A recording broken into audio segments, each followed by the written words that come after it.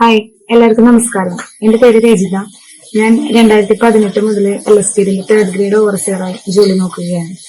2010 diploma civil engineering pass ഔട്ടായ ഞാൻ വളരെ ചെറിയ കാലയളവിൽ പ്രൈവറ്റ് സെക്ടറുകളിൽ ജോലി നോക്കുകയും 2013 വിവാഹശേഷം പിന്നീട് ജോലിക്കൊന്നും ശ്രമിച്ചില്ല. കുട്ടിയായി അങ്ങനെ വെറുതെ വീട്ടില് ഉണ്ടുമുറങ്ങിയും സമയം കളയുമ്പോഴാണ് എൻ്റെ ഒരു സുഹൃത്ത് അന്വേഷണ ചേച്ചി നമുക്കും PSC കോച്ചിങ്ങിന് പോയാലോ, എല്ലാവരും പോകുന്നുണ്ട് എന്ന് പറഞ്ഞ് വിളിക്കുകയും അങ്ങനെ അവളുടെ നിർബന്ധ പ്രകാരം ഞാനും ഷിൻഡോസാറിന്റെ ഹോളിനാഥ് അക്കാദമിയിലേക്ക് പഠനത്തിനായി പോവുകയുമാണ് ഉണ്ടായത്.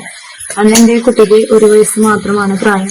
അപ്പോൾ കുട്ടിയെ വീട്ടിൽ ആക്കിയിട്ട് ജോലിക്ക് പോകുമ്പോൾ കുട്ടി വളരെ ജോലിക്കല്ല പഠനത്തിനായി പോകുമ്പോൾ കുട്ടി വളരെ വാശി പിടിച്ച് കരയുകയും അത് കണ്ടുകൊണ്ട് ക്ലാസ്സിൽ ചെന്നിരിക്കുമ്പോൾ മനസ്സിനൊരു സ്വസ്ഥതയും ഇല്ലാതെ ക്ലാസ്സുകൾ ശ്രദ്ധിക്കാതെ കണ്ട് ഇരിക്കുകയും അങ്ങനെ പിന്നീട് കുട്ടിക്ക് വയ്യായികയൊക്കെ വന്ന സമയത്ത് ക്ലാസ്സുകളിൽ പോകുന്നത് ബുദ്ധിമുട്ടായി തോന്നുകയും ഇനി പഠിക്കുന്നില്ല അല്ലെങ്കിൽ ഇനി ജോലിക്ക് ശ്രമിക്കുന്നില്ല എന്നുള്ള രീതിയിൽ അവർക്ക് വെറുതെ ഷിൻഡോസാറിന്റെ ഫോൺ വിളിച്ചുകൊണ്ട് ഞാൻ ക്ലാസ്സിൽ 2-3 ക്ലാസ്സുകൾ അറ്റൻഡ് ചെയ്തിട്ടുണ്ടായിരുന്നു. ഇനി എനിക്കിങ്ങനെ തുടർന്ന് പഠിക്കാനുള്ള ഒരു സാഹചര്യം നിലവിലില്ല എന്നും സാറിനോട് അറിയിച്ചേക്കും.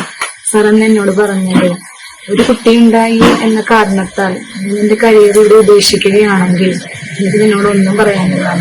കുട്ടികൾ വളരുന്നതിന്റെ ഒപ്പം തന്നെ ജോലിക്കാരിയായി അമ്മയും വളരട്ടെ, അതിനു വേണ്ട സാഹചര്യങ്ങൾ നീ സ്വയം കണ്ടെത്തണമെന്നോ, വീട്ടിലുള്ളവരുടെ സഹായ സഹകരണങ്ങൾ ലഭിക്കുന്നില്ല എങ്കിൽ അതിനുള്ള അവസരം എക്സ്ട്രാ നമ്മൾ കണ്ടെത്തണമെന്നും പഠനത്തിനുള്ള മണിക്കൂറുകൾ രാത്രിയിലോ പകലോ എപ്പോഴെങ്കിലും കൃത്യമായി മാറ്റി വെക്കണമെന്നും സാമ്പത്തിക ബുദ്ധിമുട്ടുകൾ കൊണ്ടാണ് നീ പഠനം നിർത്താൻ ഉദ്ദേശിക്കുന്നതെങ്കിൽ ഒരിക്കലും അത് സമ്മതിക്കില്ല എന്നുമാണ് സാറ് പറഞ്ഞത്.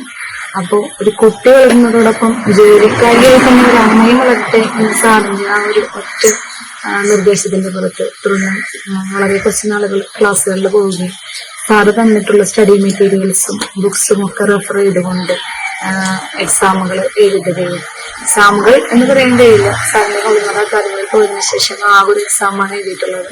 ആ എക്സാമിൽ തന്നെ ഞാൻ ജോലിയിൽ പ്രവേശിക്കുകയും ചെയ്തിട്ടുണ്ട്. ഇതിനു മുൻപ് 2010 പാസ് ഔട്ട് ആയതിനു ശേഷം ഞാൻ കുറെ അധികം PSC എക്സാമുകൾ എഴുതിയിട്ടുണ്ട്.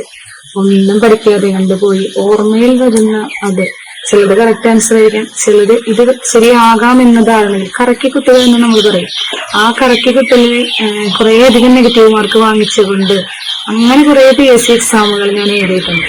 പക്ഷെ എങ്ങനെ എക്സാം എഴുതണമെന്ന് കൃത്യമായ ഒരു ധാരണ തന്നുകൊണ്ട് നിരന്തരം പരീക്ഷകൾ എഴുതിച്ച് നമ്മളെ പ്രാപ്തരാക്കിക്കൊണ്ട് ഷിൻഡോസാറിന്റെ ഹോളിനാഥ് അക്കാദമിയിൽ നിന്നും പുറത്തിറങ്ങി ആദ്യം എഴുതിയ എക്സാമിൽ തന്നെ ജോലി നേടാൻ എന്നെ സഹായിച്ചിട്ടുള്ളത് സാറിന്റെ ഹോളിനാഥ് അക്കാദമിയിലെ ചിട്ടയായ പഠനമാണ്.